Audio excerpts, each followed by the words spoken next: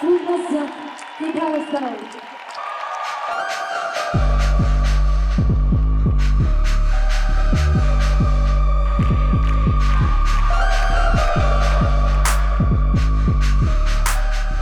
Wow, hello. Hello. How are you doing? How are you after last night? Great, like a big wedding, you know, but everyone was so lovely and giving and generous and beautiful.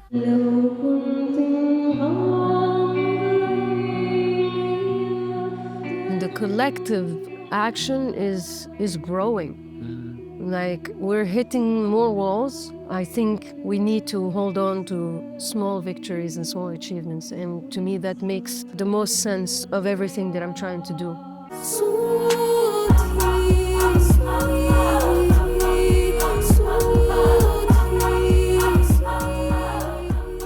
You're Tunisian. You live in New York. You lived in Paris for a bit. You left Tunis before the Arab Spring in 2008. And then did you ever go back during the Arab Spring?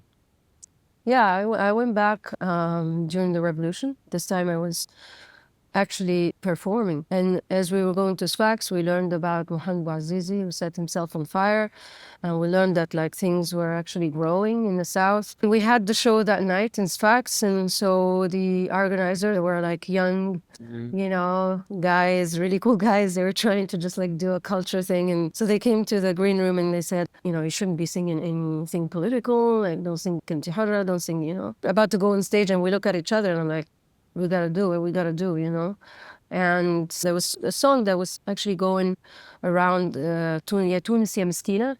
So as I was going to perform that song, I dedicated it to Bouazizi. And then like there was a huge fight. Like I was able to actually finish the show, but then like we were like escorted out and Stronger. yeah. So that's where I understood that like something really strong was going to happen. I think I was 10 years old when that happened. And I still remember it to this day, like the start of the Arab Spring, because in many ways it set up like my entire childhood. Like my whole childhood was Syrian refugees coming, and like a lot of my parents' friends were also coming from Syria, from obviously a lot of Palestinians as well. And we saw the area kind of get set ablaze and so much hope around the spring. I mean, it was I think it was a very impactful time for me as well. Oh, it's beautiful to hear you say that, because as a 10-year-old, I don't know, like, but I feel like it's also a very crucial time, you know, to go one way or another. Yeah. I think it happens there. I'm very lucky for my parents. Yeah.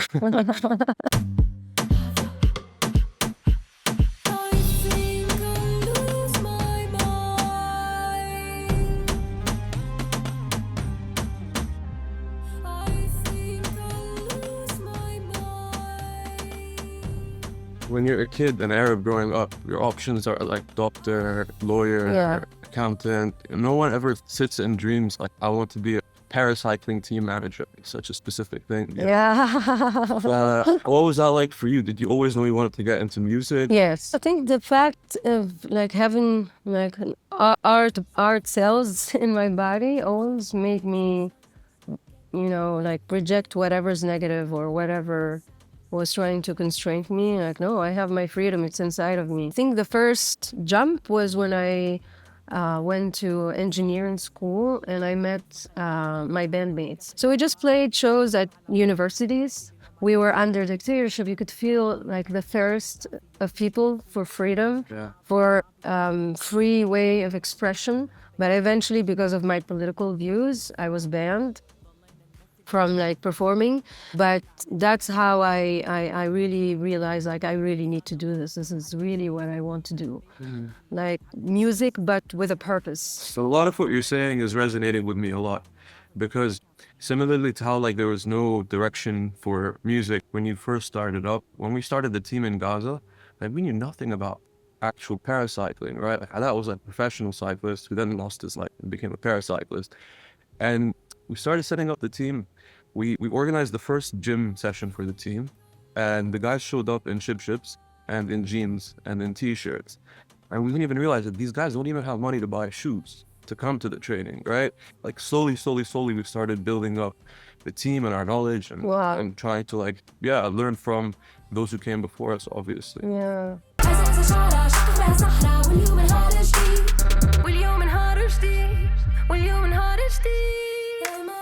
First Palestinian friend, Freddy, was studying in Tunis. And he's the one who actually got me into singing in Arabic, because when I started singing, I was singing Celine Dion, and then I started in my metal band. And I hated singing in Arabic and Arabic music, actually. I want to like jump up and down, like I want to... The Lua stage. Yeah, I want to like express my body. That's why like metal and rock was like, yeah, you know? Freedom. Yes, exactly, freedom. So Shadi came, he's like, you'd be great in Arabic. I'm like, no way. He's like, yeah. And he gave me a tape of عصفور طل من الشباك. And he's like, you can start with this and I'm sure you'd be amazing. And then the rest is history.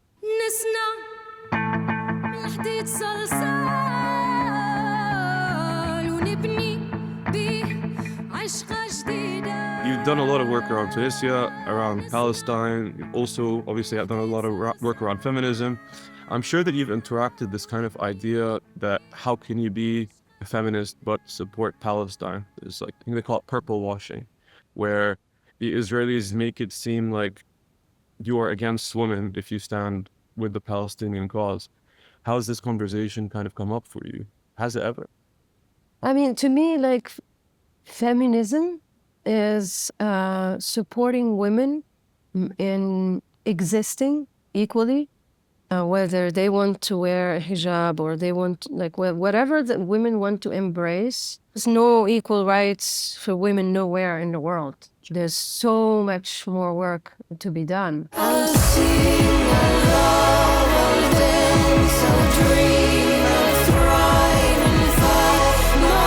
Palestinian women, like, must be such powerhouses. When there's occupation, of course, it takes space from the people to do what they have to do, what they want to do. So it's also taken space from women. Just we want to get girls into cycling in Gaza. We have no idea how we're going to do it yet. There's so many young girls that have gone through amputations and they suffer so much more in our communities because they're kind of seen as damaged. Yeah, completely. And that is so heartbreaking. These are the kind of challenges that we have coming up, and we're very committed to it. And we're hoping that we're going to find a way to make it happen. It's amazing what they're doing in your team. Like the conversation with Alaa yesterday just gave me so much inspiration. We have to work together to keep spreading the information. Alaa's stories actually himself embodies the whole struggle in Gaza. I couldn't even believe that he was actually from Gaza. He's disabled because, you know, of the occupation. And the fact that he's not like sitting here like being angry and hateful and, you know, and bitter. He's like, he has this huge smile and, you know, like he has all these ideas. People have to talk about you. People have to support you. Like, it's not a choice.